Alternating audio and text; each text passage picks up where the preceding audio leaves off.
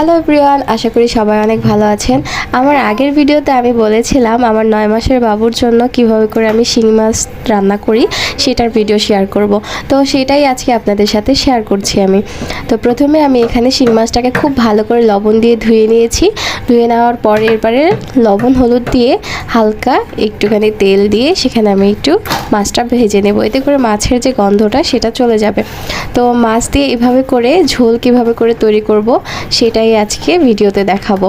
তো এটা আমি অনেকবারই দিয়েছি ওকে, ও খুব পছন্দ করেছে। এভাবে হালকা করে মাছটাকে ভেজে নেব। আমি অনেক সময় জাস্ট সিদ্ধ করেও কিন্তু আমি খিচুড়ির সাথে ওকে খাওয়াই, প্রায় খাওয়াই, কিন্তু আজকে ওকে এভাবে করে দিব, সেটাই আজকে আপনাদের সাথে ভিডিওটা শেয়ার করছি। তো এলাচ আর হচ্ছে কি 2 টুকরা রসুন আর দেব হচ্ছে কি একটু জিরা। তো এটা ফোড়ন দিয়ে দিলাম। আর এলাচটার কারণে, রসুনের কারণে মাছের গন্ধটা চলে যাবে। আর এখানে